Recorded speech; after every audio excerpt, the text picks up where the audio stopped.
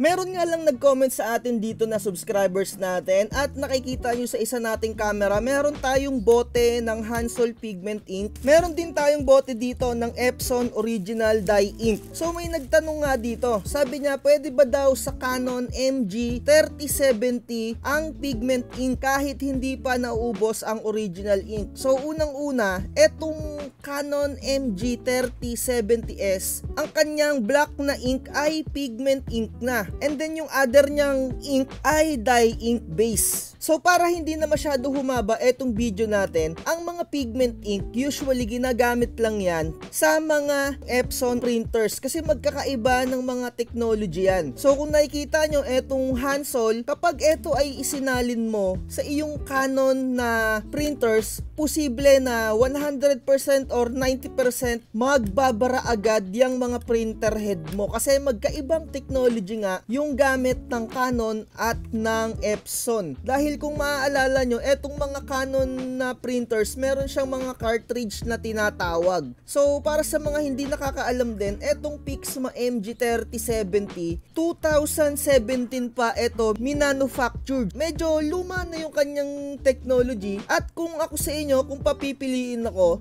mag-ipon-ipon na lang kayo ng konti para makabili na kayo ng Epson na printer na 3-in-1 na din. Etong model niya ay 3210 at hindi ka na mahihirapan pang i-modify dahil etong Canon na MG3070S, although 4-in-1 printer na siya, meron siyang print, scan, Xerox, may wifi na rin siya, tapos continuous ink. Ang pinakapangit kasi dito, yung pagka-continuous ink niya, i-modify mo pa talaga. Kung makikita nyo, ayan o, meron siyang DIY na lagayan ng ink kasi nga etong mga ganitong technology medyo luma pa, nasuppress na or medyo nag-evolve na yung technology, kaya yung mga printer ay meron ng mga built-in na mga ink tank. Kung makikita nyo etong Epson at yung mga ibang model ng Canon, meron na rin silang mga ink tank. So kung ngayon 2024 nasa luma pa kayo na technology ang inyong mga ginagamit, so syempre mag-isip-isip na kayo, no? Medyo outdated na kayo. At sa pagandahan lang naman ng print, kung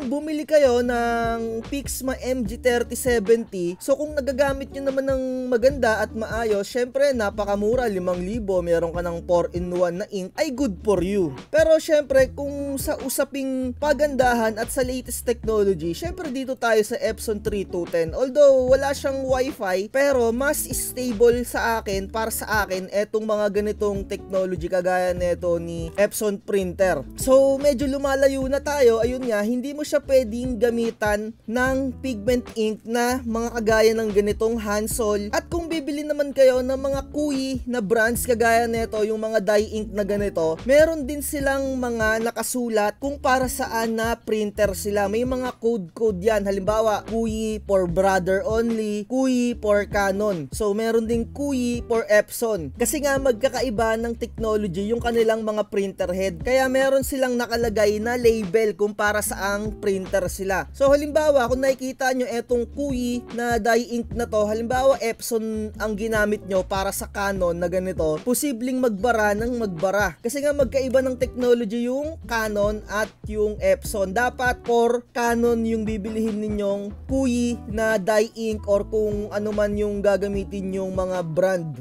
So kung gusto mo talagang gumamit ng pigment ink, syempre sa Epson printers ka lang makakagamit ng lahat ay pigment ink. So inuulit ko, para sa mga Epson printers lang yung mga pigment ink kasi yung technology ng Epson, yun lang yung kayang mag-accommodate ng pigment ink kasi etong mga pigment ink na to, iba yung lapot niya. Sobrang ibang-iba kung i-compare mo sa mga Canon or sa mga brother na printer. So hindi nila kayang i-accommodate to, maaaring magbara, talagang magbabara or masisira yung inyong mga printer head. Pwede nyo namang subukan kung gusto nyong ma-experience talaga. At sinasabi ko nga sa inyo, no, na kapag ka gumagamit kayo ng mga alternative or yung mga third party na ink kagaya na itong mga kuyi na dye ink na ganito, mas mababa yung magiging lifespan ng inyong mga printer unlike sa mga gumagamit ng mga original ink lang talaga. Kaya nga tinuruan ko kayo na gumamit lang kayo ng mga original ink kapag ka Epson naman yung inyong mga printer.